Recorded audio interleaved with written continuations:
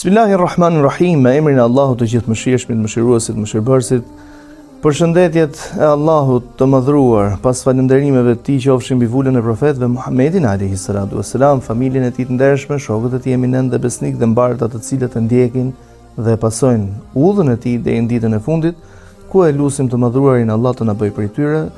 Të dashur televizionistë të kanalit Peace TV, ndjekës të tij, vazhdojmë të jemi me ciklin e emisioneve Fjala që udhëzon. O Zot na bëj fjalë që udhëzon. Tregon sahabiu i nderuar Ebu Hurajra radhiyallahu anhu dhe thot: U pyet profeti alayhi salatu wassalam. Pra, në rastin konkret, nuk e kemi të identifikuar pyetsin, ose Ebu Hurajra e ka të panjohur pyetësin. Pra, është prezent për ato që transmeton, mirë po, nuk e ka të identifikuar pyetsin dhe kjo nuk përbën as një problem. Dhe u pyet dhe i tha: O i dërguari i Allahut, çfarë është ajo gjë që më së shumti i fut njerëzit në xhennet? Ajo që duhet na interesojë gjithmonë të nderuarit e mi tek forma e pyetjes, do të jetë që pyetja për ty të jetë interesante, pra të ketë një dobi në vetvete, cila do të jetë dobia e saj. Pra, shpesh njerëzit pyesin për shuar Kureshtin, ndërsa shokët e profetit alayhi salatu wassalam nuk e pyesin profetin alayhi salatu wassalam për shuar Kureshtin. Edhe në gjërat, domethënë, si më sensitive, kemi rastin kur i dërguari i Zotit flet dhe thot që njerëzit do të ringjallën ditën e gjykimit, domethënë, të zhveshur. I thot Aisha radhiyallahu anha, i dërguari i Allahut, nuk do të ndikojë kjo, domethënë që njerëzit të shohin njëri tjetrin tashmë sepse janë të zhveshur? Thotë Aisha, gjithse i cilit i mjafton halli i tij. Edhe në rastin konkret, pra Aisha radhiyallahu anha e pyet për diçka konkrete, ato që e shqetëson besimtarin, turpi i zhveshjes, ose turpi që dikush ta shohi të zhveshur apo të shohi dikën tjetër të zhveshur. Ta shohin ose të shoh. Në dyja rastet domethënë konsiderohet kjo një turp. Dhe kjo më kujton dhe një fjalë të dietarit të madh Imam Sha'biut rahimahullah, ku thot u fut në një hamam, dikur domethënë hamamet bënin punën e dusheve të sotme, duke qenë se në shtëpia nuk i kishin kushtet për të bërë një dush të këndshëm ose shumë të rahatshëm, ndaj dhe ishin shumë të përhapur hamamet publike ose dushet publike, po themi. Mirë po që edhe në këtë pjesën publike, pra normalisht që burrat ishin veçantë dhe femrat ishin veçantë, kuptohet kjo, por duhet të respektuar pjesa e auretit, dhe duke qenë se disa nuk e kishin respektuar këtë pjesën e auretit, dhe funksionon kjo në popull të ndryshëm edhe në popullin ton, kur thonë domethënë që hëse burra jemi, pra jemi me njëri tjetrin, burra jemi, nuk përbën ndonjë problem. Thotë dhe Imam Sha'biu domethënë thotë mbylli syt dhe dikush i tha: Hoxh, çfarë ke? Pra çfarë po ngjet me ty? Se burra jemi. Po tha, po Allahu është një lloj për gjithë, me burra dhe me femra. Dhe nëse ti nuk ke turp ta bësh një veprim të tillë, sikurse do të fokusohemi tek përgjigjja e profetit në këtë që u pyet se çfarë është ajo që i fut njerëzit më së shumti në xhennet. Nëse ti nuk ke turp, tha, un kam turp prej Allahut subhanahu wa taala. Ndaj dhe Aisha domethënë kishte një shqetësim shumë të madh që ishte turpi që në ditën e gjykimit si ka mundësi që ne të jemi domethënë në këtë gjendje. Pra, pyetjet e tyre nuk ishin pyetje për të shuar Kureshtin. Dhe sahabiu e pyet konkretisht dhe i thotë: O i dërguari i Allahut, çfarë është ajo gjë që më së shumti i fut njerëzit në xhennet? Profeti alayhi salatu wassalam i përgjigjet dhe thotë: at-taqwa wa husnul khuluq, devotshmëria dhe morali i mirë. Në një tjetër hadith të përafërt, të cilin e përcjell sërish Ebu Hurajra, por që e transmeton Imam Buhariu rahimahullah, është pyetur profeti alayhi salatu wassalam: men akramun nas qala atqahum. Cili është njeriu më i nderuar, njeriu më i dashur pra tek Zoti? Tha ai që është dhe më i devotshëm. Vim tek pjesa e parë e hadithit, që ka të bëjë me devotshmërinë, pra cili është koncepti i devotshmërisë, ose çfarë është devotshmëria. Nocioni i përdorur në gjuhën arabe që është fjala e taqwa, çfarë do të thotë? Përkthimi i kësaj ose shpjegimi i saj në gjuhën e fesë ka ardhur që herët, është bërë që herët. Ai sa Ebu Hurajra vetë transmetuesi i këtij hadithi kur e kanë pyetur që çfarë është devotshmëria, ka sjell një shembull konkret dhe ka thënë: nëse do të ndodhesh në një fushë me ferra të ndryshme, pengesa të ndryshme, si ja bën? Tha, normalisht që uruhem këtyre ferrave të mos më grisin rrobën time. Kjo tha është devotshmëria në fenë e Allahut. Pra devotshmëria në fenë e Allahut është të uruhesh këtyre pengesave, tu qëndrosh larg. Pra të mos u afrohesh as pak këtyre pengesave. Të mos u afrohesh as pak këtyre pengesave ose ndalesave, më mirë themi. Këto janë pengesa, po janë ndalesa. Duke u qëndruar larg, kjo është devotshmëria. Ndërsa Umar ibn Abdulaziz radhiyallahu anhu ka thënë: mos mendoni se devotshmëria është të falesh natën dhe të agjërosh ditën. Fjala të falesh natën dhe të agjërosh ditën nuk është se Umar ibn Abdulaziz domethënë i nënçmon këto vepra, por shikoni konceptin e tij të saktë. Dhe po flet për agjërimin nafile, jo të detyrueshëm, dhe po flet për namazin e natës. Mos mendoni se devotshmëria ose devotshmëri do të thotë vetëm fakti që të falesh natën dhe të agjërosh ditën. Devotshmëri është të respektojsh urdhëresat e Allahut, të zbatojsh urdhrat e Allahut dhe të qëndrosh larg harameve. Kjo është devotshmëria e parë. I nderuar Imam Ahmed ibn Hanbal jep një tjetër shpjegim të përafërt, e gjitha kjo shkon në të njëjtën formë, të përafërt. Kur është pyetur se çfarë është devotshmëria, pra ta thuash shkurt se çfarë është devotshmëria, ka thënë devotshmëri është çfarë kalon nga këtu, pra çfarë kalon për në bark, për poshtë, me çfarë ushqehesh dhe çfarë del prej këtu. Pra se si sillesh me Allahun, me fenë e Allahut, me njerëzit krijesat e Allahut. Pra, a janë të sigurt krijesat e Allahut për gjuhës tënde apo jo? A janë të sigurt të tjerët në pasurinë e tyre? Sepse profeti alayhi salatu wasalam domethënë na ka bërë me dije kur flet që Zoti me madhnitë vet e ka bërë të ndaluar për ju dhe e ka bërë të shenjtë gjakun, nderin dhe pasurinë e tjetrit. Pra e ka bërë të ndaluar, pra e ka bërë haram, pra e ka bërë të shenjtë që të mos ka përcesh tek gjaku, tek nderi dhe tek pasuria e tjetrit. Pra ka disa rregulla. Ndaj muslimani është urdhëruar prej Allahut subhanahu wa taala që të jetojë si njeri i devotshëm. Pra çfarë do thotë njeri i devotshëm në rastin konkret? Njeri i devotshëm është ai i cili me kryerjen e adhurimeve si namazi, si haxhilloku, si agjërimi, e të gjitha shtyllat e Islamit me zakatin e veprimet të ndryshme, synon vetëm kënaqësinë e Allahut subhanahu wa taala, por krahas faktit që synon kënaqësinë e Allahut xhella xhelalu e përkthen në vepër. Pra, jo për një 5 minutësh është një musliman i denj sepse i falet Allahut me përkushtim dhe pas këtyre 5 minutave kthehet në një realitet të hidhur, një realitet që nuk respekton ajetin kuranor ku Zoti i gjithësisë na drejtohet dhe thotë inna salata tanha anil fahsha'i wal munkar. Me të vërtetë që ai namazi të ndalon, pra është shkak i ndalesës, është shkak i reflektimit, është shkak i përmirësimit në të brendshmen dhe në të jashtmen tënde. Me të vërtetë që ai namazi të ndalon nga e urryera, nga e liga, nga e paudha. Pra, ky duhet të jetë roli ose efekti i faljes së namazit. Pra, nuk jeton muslimani me shumë standarde. Koha për Zotin dhe koha për veten tënde apo për familjen apo për dëfrimet e tua në atë që e kënaq Allahun. Nuk ka në jetën e besimtarit diçka që quhet që koha për Zotin dhe koha jo për Zotin. Gjithçka është për Zotin. Qëndrimi jot në familje është për Zotin. Qëndrimi jot në dëfrim, pra duke u dëfryer, është për Allahun. Plotësimi i dëshirave tua nuk ka që këtu të jeti përjashtuar Allahu xhelle xhelalu. Profeti alayhi salatu wasalam ka thënë: "Wa ma taj'alu fi imra'atika sadaqa." Edhe të ushqesh bashkëshorten tënde, ta ushqesh me dorën tënde dhe për këtë kesh problem tek Allahu. Pra ti e bëre këtë veprim nuk e ndave, nuk thënë që kjo ishte për Allahun dhe kjo nuk është për Allahun. E gjitha është për Allahun. E gjitha duhet të jetë për Allahun. E gjithë koha që ke në dispozicion duhet jetë për Allahun.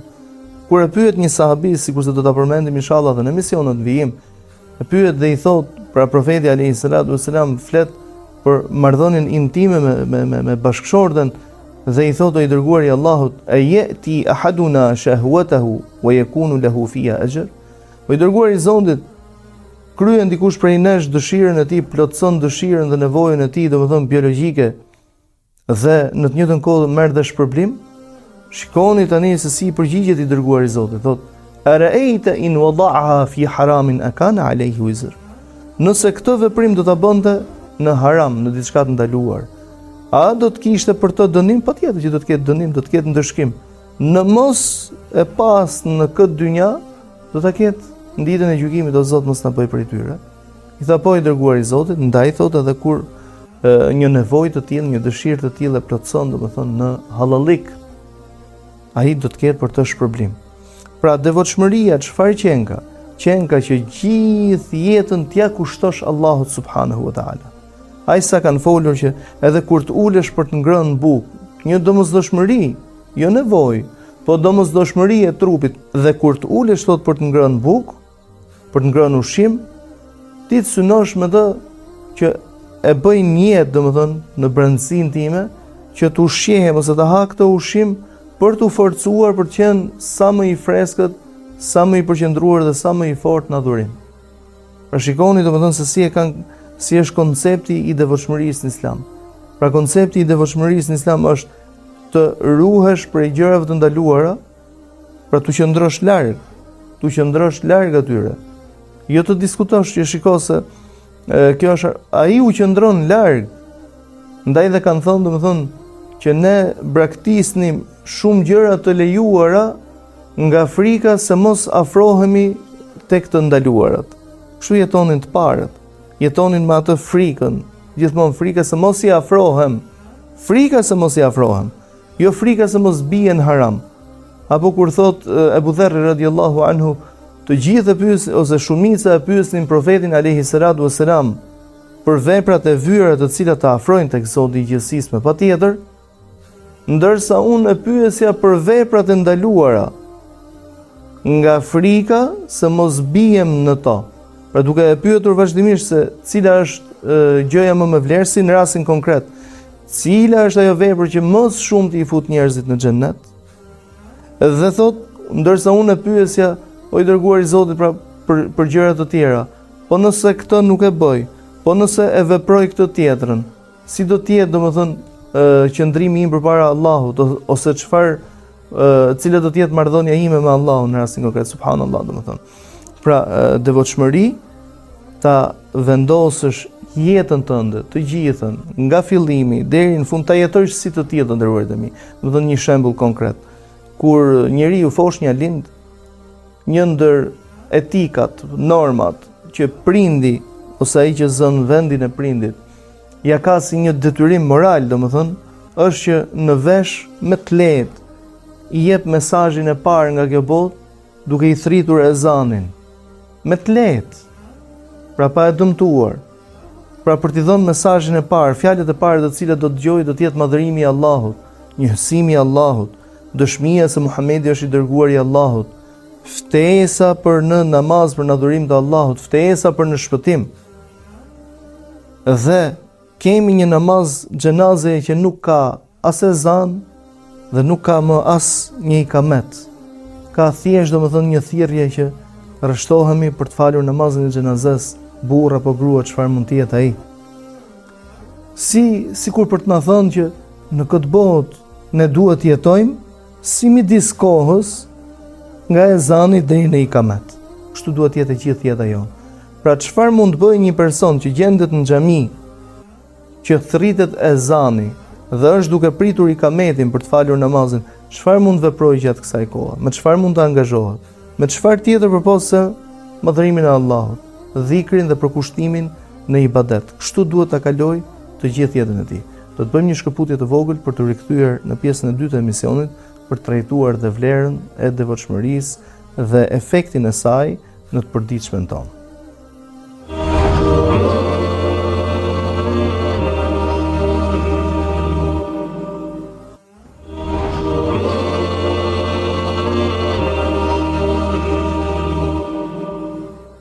Shikues të nderuar, jemi rikthyer në pjesën e dytë të ciklit të emisioneve Fjala që udhëzon, kur sot jemi konkretisht domethënë me fjalën e profetit alayhis salam, në një fjalë që udhëzon se cila është vepra që më së shumti i fut njerëzit në xhennet. Profeti alayhis salam tha: "At-taqwa", devotshmëria, dhe husnul khuluq, dhe sjellja e mirë. Husnul khuluq ose sjellja e mirë që i ka rënditur i dërguari i Zotit njëra pas tjetrës, ose i ka bashkuar të dyja njëra pas tjetrës, domethënë në këtë hadith, përse vallë? Devotshmëria me Allahun, devotshmëria me Allahun, sjellja e mirë me krijesat e Allahut. Nuk mund të jetë në rregull e para nëse nuk shoqërohet nga kjo e dyta. Ndaj dhe profeti alayhi salatu wassalam një ditë prej ditësh teksa qëndronte me shokët e tij, i ulur, kalon aty pranë një xhenaze. Thotë dhe njerëzit po flisnin mirë për të, po e lavdëronin. Profeti alayhi salatu wassalam thotë: "Wajabat", e ka bërë hak. Kalon një xhenazë tjetër dhe njerëzit flisnin keq për të. Profeti alayhi salatu wassalam u drejtohet shokëve të tij dhe i thotë: "Wajabat", pra e ka bërë hak. I thot Umeri radiallahu anhu, i thot: "O i dërguari i Allahut, u bë rasti i dytë që ti po thua e ka bërë hak. Çfarë ka bërë hak? Ose çfarë ka merituar?" Pra fjala e ka bërë hak e ka merituar. Tha: "Njerëzit janë dëshmitarët e Zotit në tokë." Pra gjithmonë kur flasim dëshmitarët e Zotit në tokë, njerëzit e ndershëm. Sepse ai i pandershëm, nëse ai i flet keq për ty, për drejtësinë që ti ke shprehur, kjo nuk ndikon as pak në jetën tënde ose në përkufizimin tënd se ku klasifikohesh ti si besimtar, si i devotshëm apo jo. Tha: "Njerëzit janë dëshmitarët e Zotit në tokë. Ndaj kur ata të vlerësojnë që ka qenë prej punë mirëve, i tillë je. Dhe kur flasin që filani ka qenë i tillë apo ka qenë i tillë, domethënë ti ke dhënë fakte ose ke lënë domethënë eksperjenca dhe dëshmi të cilat dëshmojnë që ti e ke merituar dëshminë e tyre për të dalë ata përpara Allahut subhanahu wa taala për të qenë si të tillë." Ndaj i dërguari i Zotit kur po i bashkon këto dy sjellje të ndryshme, pra takwaja, devotshmëria me Allahun, po patjetër devotshmëria është dhe me krijesat e Allahut, por me pjesën e dytë, morali i mirë që është jeta e besimtarit komplet. Pra ne kemi dy gjëra se si vërtetohet besimi. E para, pastrimi i besimit, besimi i drejtë me Allahun subhanahu wa taala, t'ja dedikosh dhe t'ja kushtosh të gjitha adhurimet Allahut, dhe për ta vërtetuar këtë pjesën e parë dhe sinqeritetin tënd, vim tek pjesa e dytë, sjellja e mirë me njerëzit në të gjitha sferat. Një ndër problematikat më të mëdha është kush? Pjesa monetare. Ndaj dhe Umeri radiallahu anhu një ditë prej ditësh kur pyet për një person, thot: "Kush e njeh ato?" Pra kush e njeh filanin? Thot dikush, thot: "Unë e njoh filanin." Thot: "Ke udhëtuar me të?" Sepse njeriu zakonisht kur udhton, pak lodhja e udhtimit dhe pak ndryshimi i ambienteve shpreh ose nxjerr në pa ato që ndoshta mund ta fsheh në jetën e përditshme. Pra të gjithë ne, askush prej nesh nuk ka dëshirë që tjetri ta shohi në gabim, tjetri ta shohi keq, tjetri ta shohi si të lig, tjetri ta shoh anët negative të tij. Domethënë gjithmonë përpiqemi të vetë përmbahemi, vetë përmbahemi vazhdimisht. Ndërsa ka disa momente, ka disa çaste kur njeriu lodhet dhe nuk vetë përmbahet dot më, ose kur përballet me disa dëshira të tij, me disa lakmi, me disa tahma, dorëzohet. I thot: "Ke udhëtuar me të?" Jo. "Ke patur të bësh me të marrëdhënie tregtare?" Jo, i thot. "Atëherë thot ti nuk e njeh atë." Domethënë ai i cili duhet flasi që e njeh apo se njeh filanin ose fistekun, është ai i cili ka eksperjenca me to. Ka një eksperiencë. Ndaj dhe profeti alayhis salam në rastin konkret po na e barazon devotshmërinë me Allahun, po na e barazon me marrëdhënien ndërnjerëzore. Ajo për cilën domethënë tregohet për dietarin e shuar Abu Hanifet an-Nu'man rahimahullah. Dhe rastet e tilla janë pafund, po thjesht sa për përcjellur një mesazh se si e jetonin të parë, domethënë devotshmërinë me krijesat e Allahut, pra marrëdhënien e mirë me krijesat e Allahut. Abu Hanifet an-Nu'man bëhet ortak në tregtimin e metrazheve me një të njohurin e tij, pra që i besonte, mirë po në ngarkesën e metrazheve, në një prej atyre topave të metrazheve ishte edhe një top ose një sasi e caktuar që kishte një dëmtim. Dhe Ebu Hanife, duke qenë se ishin udhëtime disa mujore, i thot, meraku im nuk është tek fitimi. Meraku im është që mos të mashtrojmë kënd. I thot personin fjalë, thot absolutisht pra do të kemi frikë Allahun. Pra të mos mashtrosh kënd nuk do të thotë që tregtarit ti kërkosh që të mos fitojë. Nuk është kjo marrëdhënie ndërnjerëzore. Absolutisht. Në tregti dikush është futur për të fituar, por mos e mashtro tjetrin. Pra ti i thua që ky është malli, pra ja tek është malli, çmimi është i imi. Ka drejtën e tij. Mos i thuaj pjesën tjetër, shiko, më lirë se tek unë nuk e gjend askund. Ndërkohë që ndoshta fqinj jo për krah teje e ka çmim shumë të ulët, të njëjtin mall, të njëjtën cilësi, aq më tepër që ne jetojmë në kohë që nuk po kemi më prodhues, ose prodhues janë kompanitë e mëdha dhe kemi më tepër vetëm tregtues. Pra, kjo pjesa e dytë që ti shfrytëzon një anë të tij i thon, nuk e gjen më lirë se unë askund dhe e din shumë mirë që për krah teje ka më lirë se sa ty. Kjo pjesë nuk është më pjesa jote. Ndaj dhe Imam Abu Hanife i thot këtij personi që kur ta shesësh këtë sasi malli, ti më patjetër duhet ja bësh me dije personit në fjalë që shiko, ka një dëmtim. Një metrazh, domethënë ka një dëmtim. Dhe ashtu ndodhi. Kaluan muajt, kur u kthye ky person në takimin e parë me Imam Abu Hanife rahimahullah, ai ishte shumë i kënaqur sepse fitimet ishin goxha të larta dhe fliste me një kënaqësi shumë të madhe, duke i thënë që fituam kaq, ndërkohë që Imam Abu Hanife rahimahullah i thonte, a ja bëre të qartë atij që ja shite atë mall se ka patur një cop metrazhi ose një top nga ato metrazhe që ka qenë i dëmtuar, ka patur një X të met. Dhe ai që kërkonte ta shmang të përgjigjen, ndërkohë që hoxha, domethënë interesi i tij ishte vetëm ky. Dhe kur i tregon që thot vallahi, thot kam harruar, pra nuk është se e kam bërë të qëllimshme, por e kam harruar, thot ndan normën e fitimit, i jep atij hisën që i takonte, aq sa kishin rënë dakord në përqindjen e normës së fitimit, merr pjesën e tij, merr pasurinë që e kish investuar dhe të gjithë fitimin e jep në rrugt të Allahut, domethënë e jep sadaka me shpresën që Allahu subhanahu wa taala t'ia fali këtë gabim të ortakut të tij për pjesën e tij, imami i nderuar, për pjesën e tij. Pra kjo është morali i lartë. Ky moral i lartë me krijesat e Zotit që nuk e kishte në dorë ta respektonte, edhe pse e kishte lënë porosi, ja kishte lënë porosi këtij personi, Imam Abu Hanife rahimahullah e shpagoi në një formë tjetër, ose siç tregohet edhe një herë tjetër për të, se një grua shkon për të shitur një enë, diçka si antike, por që nuk e dinte se ç'material material ishte ajo. Dhe imami i thot, sa dëshiron ta shesësh? Dhe thot, duhet ta shes me X vlerë. Po e përkthejmë ne me vlerat të kohës tonë, domethënë me 50 euro. Imami thot, bën më shumë. Thot, po 100.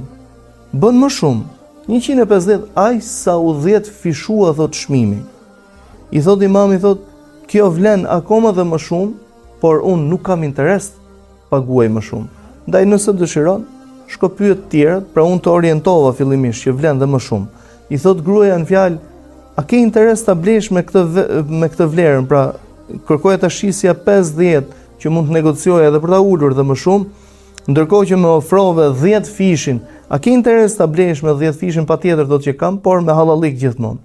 Që një shprehje që ka pas e trashëguar domethënë në vendet tona kur punëtori punonte zakonisht në ndërtim, për shembull, ka qenë tepër e përhapur, hallalloseshin me njëri tjetrin, pra i kërkonin hallallikun.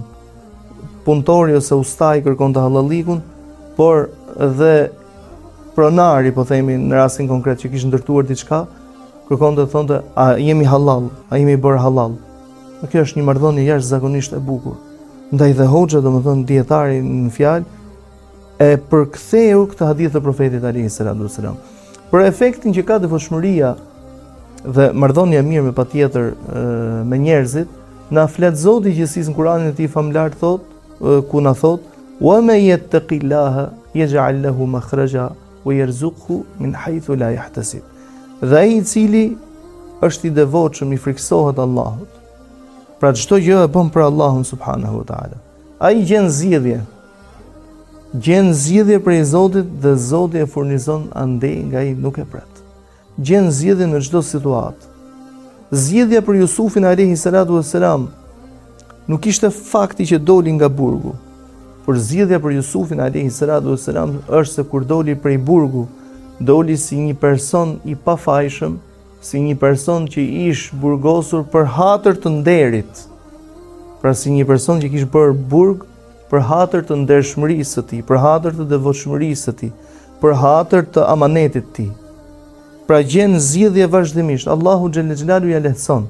Gjen zgjidhje vazhdimisht, Allahu e furnizon. Si e furnizon? Të furnizon në pajtueshmëri, që është gjëja më kryesore, që nuk arrihet domethënë nëpërmjet shumë investimeve të ndryshme. Pra gjen njerëz të cilët ndoshta materialisht kanë shumë, por nuk janë të pajtuar, nuk janë të kënaqur kurrë me atë që kanë. Dhe gjen të tjerë të cilët domethënë janë shumë të kënaqur me atë që kanë dhe e shijojnë. Një mbret dikur pyet një bujk dhe i thot: "A je i kënaqur me jetën tënde?" Pra jetonte me të ardhurat që nxirrte nga bujësia. Jam shumë i kënaqur." Thot: "Po si të shkojnë hallet e jetës?" "Mirë," thot, "elhamdulillah." Pra punoj me tokën ashtu si kurse ti e sheh. Thot: "Dhe fitimet, pra tek fitimet, laj borxh, i jap borxh, bëj dhe sadaka, pra bëj mirë, por dhe investoj tokën sërish." Ju tha: "Si ka mundësi, domethënë, që të kesh kaq shumë të ardhura, por që janë kontradiktore, sepse ti thua edhe laj borxh, por dhe jap borxh." Domethënë, kjo është diçka e pamundur. Pra edhe të shlyesh borxh, edhe të japësh borxh, është e pamundur. Po tha, ta shpjegoj unë. Laj borxh tha se 1/4 e fitimit që nxjerr nga të ardhurat e bujqësisë u jap prindërve të mi, të cilët kanë investuar gjithë jetën për mua. Jap borxh sepse investoj pjesën tjetër për fëmijët e mi. Për prindrit laj borxh, për fëmijët jap borxh. Bëj mirë sepse investoj tek vëllezërit, tek motrat dhe tek ata të cilët kanë nevojë, pra 1/4, dhe 1/4 e kthej të prodhimit, domethënë nëse të ardhurat të këtij prodhimi e rikthej sërish investim për tokën që e ka të domosdoshme. Thotë dhe ishte vazhdimisht i qeshur, që do të thotë që lumturia nuk është e fokusuar, ose nuk ka sekretin e saj lumturia, nuk e ka sekretin e saj në të qenë domethënë sasi. Ndaj Allah dhe të furnizon andej nga ti nuk e pret. Kush me patjetër domethënë që të jetë një furnizim patjetër diçka materiale. Jo. Por Zoti të furnizon andej nga ti nuk e pret me këto gjëra që mund të investojë tjetrit të mirë të gjithë dynjas dhe nuk i gjen dot. Një ditë për ditësh profeti alayhi salatu wassalam u flet, ngrihet dhe u flet shokëve të tij, dhe këto ishin porosi të vazhdueshme. Domethënë i flet: "Kini frikë Allahun", pra i porosit me devotshmëri, "dhe binduni", domethënë mos krijoni përçarje. Edhe nëse mund të kesh një koncept ndryshe për unitetin ku ti jeton, bindu. Mos rri të replikosh. Në shtëpinë tënde, domethënë në vetminë tënde mund të veprosh ashtu siç ti e ndjen, ndërsa në mesin e masave do të veprosh ashtu siç është institucionale. Pra në institucion do veprojmë institucionalisht. Si rast, domethënë në xhami. Xhami veprohet institucionalisht, jo sipas dëshirës tonë. Dhe i thanë i dërguari i Allahut: "Ka annaha maw'idhatu muwaddi'." I dërguari i Allahut domethënë po na këshillon, por sikur i ngjan kjo domethënë këshillës së një personi që po na jep lëm të mirë. Ndaj na flit më konkretisht dhe i tha pikërisht: "Kini frikë Allahun", pra friksojeni vazhdimisht Allahut xhelle xhelalu, dhe në të njëjtën kohë binduni. Domethënë binduni institucionalisht. Pra shikoni se çfarë efektesh sjell pjesa e devotshmërisë. si i përkthen në shoqëri këto efekte. Do të thonë efektet e saj në shoqëri janë të tilla, kemi njerëz të cilët janë të kënaqur me atë që kanë, nuk lakmojnë të mirën që ka tjetri, nuk kanë smir të mirën që ka tjetri, janë të pajtuar dhe nëse luten se vazhdimisht njeriu do të lutet për veten e tij, do të thonë domethënë që o Zot, më furnizo mua siç ke furnizuar dhe filanin. Jo o Zot, domethënë më jep mua ato që i ke dhënë filanit dhe largoja filanit këto të mira. Ndaj çfarë është ajo që më shumti i fut njerëzit në xhenet i dërguar i Zotit? Thot devotshmëria, që është një kapitull jashtëzakonisht i gjerë, dhe ne thjesht përkujtojmë nëpërmjet emisioneve fjala që uzon, devotshmëria dhe morali i lartë. E lutim Allahun subhanahu wa taala të na bëjë prej devotshmëve, na bëjë prej atyre të cilët karakterizohen nga morali i lartë, na bëjë prej atyre të cilët krenohet Allahu subhanahu wa taala me ata tek me lajket e tij në dynja dhe në ditën e gjykimit. Amin Allahumma amin. Alhamdulillah.